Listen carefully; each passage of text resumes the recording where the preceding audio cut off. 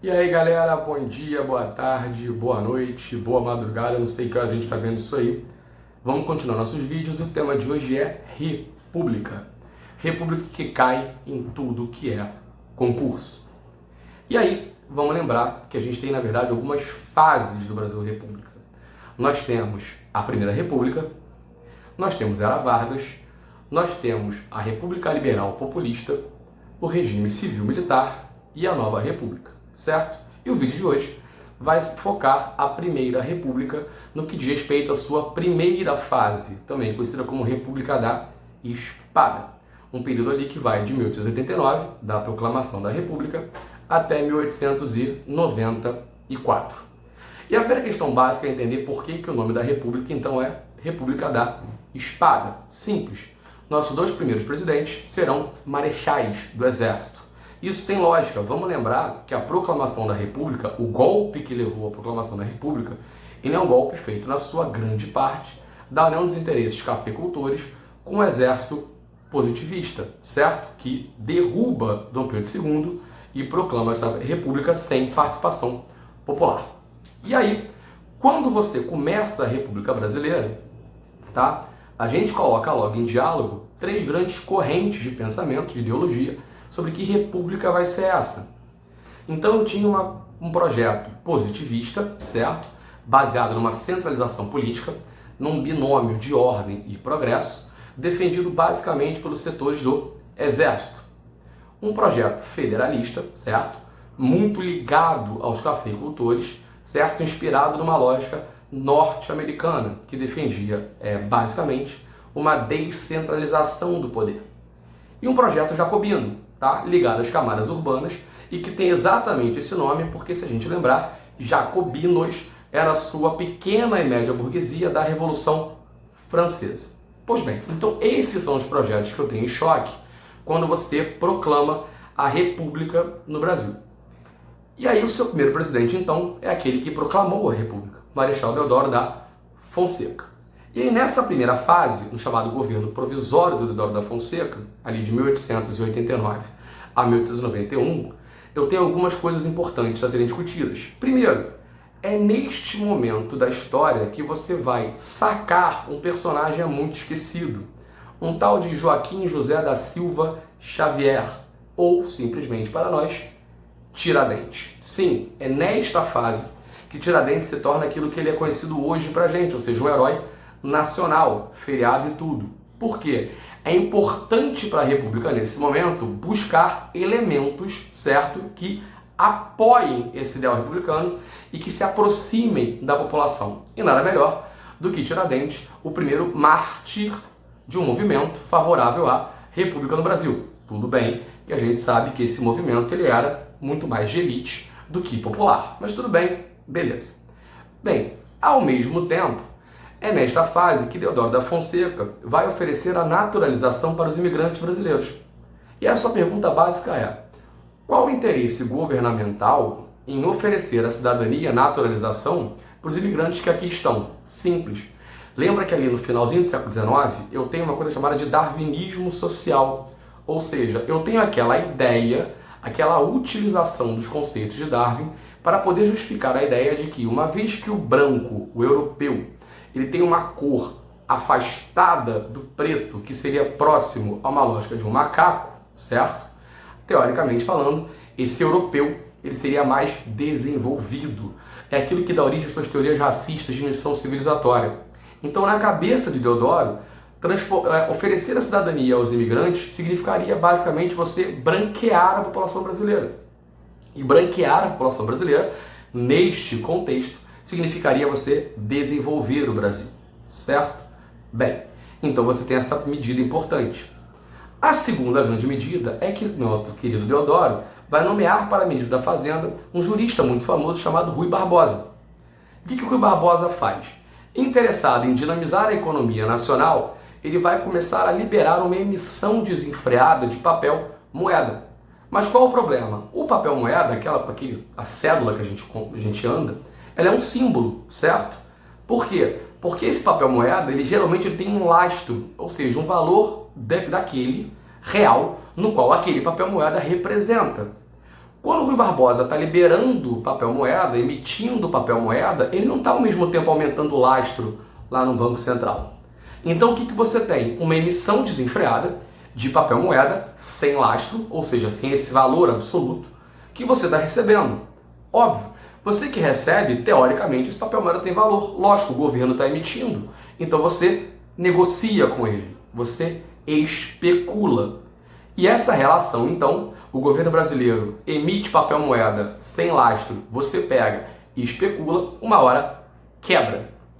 E quando quebra, isso gera uma inflação desenfreada no Brasil, absurda. Felipe, como é que isso cai na prova? Simples. A este processo, nós vamos dar o nome de encilhamento. Em grande parte, em homenagem ao encilhamento, ser o momento que você coloca a cilha no cavalo para você liberar na corrida do jockey. Ou seja, essa especulação desenfreada, louca. Só cabe a Rui Barbosa, então, pedir demissão junto com seus assessores. Só que aí você tem uma coisa fundamental aqui nesse momento no Brasil. Eu saí de um regime monárquico, eu estou virando uma república. Logo, eu preciso criar uma nova cara para essa república. Então, o que eu faço? Eu crio uma Constituição. 1891, nós temos a nossa primeira Constituição republicana do Brasil. E o que ela vai determinar, a grosso modo, para a gente? Que o Brasil é uma república federativa, presidencialista, com 3 poderes, certo? Esquece poder moderador. Ao mesmo tempo, e isso é importante, nós nos tornamos um país laico, ou seja, eu tenho a separação entre igreja e Estado. Basicamente aonde? Nascimento, matrimônio e óbito. Isso vai ser chave para a gente entender a desculpa dada pelo governo para reprimir uma tal de Guerra dos Canudos, que é um papo para depois, beleza? Ao mesmo tempo, eu determino que o Brasil vai ter uma eleição a partir de um sufrágio universal. E aí lembra, sufrágio universal é o contrário de voto censitário. Tá bom, Felipe, o que era voto censitário? Você votava através de uma renda. Sufrágio universal, você não tem renda, você vota. Agora, vota se você for homem, alfabetizado e maior de 21 anos. Se você for mulher, indígena, soldado, analfabeto, você está impedido de votar. Aí você vai pensar assim, então não vota ninguém. Não. Porque existe um outro instrumento importante aqui. O voto era aberto. Ou seja, bastava eu assinar o meu nome num X e dizer em quem eu voto. Logo, não pergunta, mas é óbvio. O que eu vou fraudar de analfabetos se tornando alfabetizados não está no gibi. A mesma coisa é a idade, tá? Mas isso a gente vai discutir num papo sobre as eleições do Brasil República. Nesse momento, então, Deodoro da Fonseca acaba sendo eleito indiretamente presidente do Brasil. E aí o seu governo, que era provisório, se torna constitucional. Deodoro eleito como presidente e o seu vice, o Marechal Floriano Peixoto. Só que esta fase constitucional de Deodoro da Fonseca, em 1891, vai ser marcada por alguns problemas. Primeiro deles, eu venho de uma crise econômica gerada pelo encilhamento. Segundo deles, Deodoro é marechal. Sendo marechal, não está acostumado a discutir ordem. Então, o autoritarismo de Deodoro coloca em choque o presidente com as elites brasileiras. E para melhorar a festa, em 1891, um almirante da Marinha de nome Custódio de Melo simplesmente pega os seus barcos, coloca na Baía de Guanabara e ameaça bombardear o Rio de Janeiro caso o presidente não renuncie. O que resta a Deodoro da Fonseca, então, ele renuncia. No seu lugar, assume o seu vice, Floriano Peixoto, também marechal. E aí tem uma coisa interessante aqui.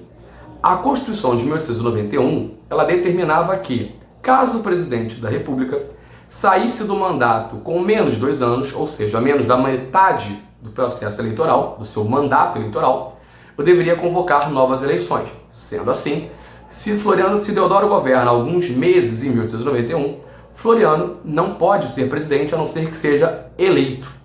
Pois bem, 13 generais do Exército dizem isso a Floriano. Os generais estão errados? Não, se você pensar numa questão constitucional, política. Porém, Floriano saca da manga a seguinte ideia: eu sou marechal. Se vocês são generais e questionam a minha ordem, questionam o meu presidente, vocês estão sendo insubordinados. Sim, Floriano manda prender os 13 generais. Ao mesmo tempo, Custódio de Melo tenta novamente um golpe. tenta novamente colocar seus navios na Baía de Guanabara, ameaçar bombardear o Rio de Janeiro. Lógico, deu certo da primeira vez. Lembra? Deodoro renunciou. Pois bem, o que Floriano faz? Simples, Floriano acaba com Custódio de Melo. Ele tinha comprado navios novos e reprime a revolta. Enquanto isso tudo está rolando aqui, tá, no Rio de Janeiro, lá no sul do país, eu estou tendo uma revolta local entre dois grandes partidos.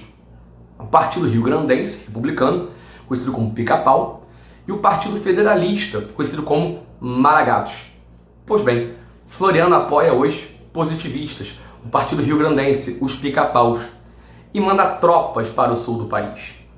Floriano sufoca a revolta federalista e simplesmente, ao sufocar a revolta, pega uma pequena localidade, uma tal de ilha de Desterro, no sul do país, e simplesmente muda de nome. Desterro, então, passa a ser conhecida como Florianópolis. Ou seja, não satisfeito em reprimir a revolta com violência, ele pega o lugar e dá o nome dele para o lugar, certo? Florianópolis significa cidade de Floriano, beleza? Nesse processo todo, Floriano passa a ser chamado carinhosamente pelos seus opositores de Marechal de Ferro. E a pergunta que não se quer calar é o seguinte: e a população, o que acha de Floriano? A população carioca, aqui da capital, nesse período, adora Floriano. Sim, Floriano tinha diminuído o aluguel e tinha diminuído o preço da carne.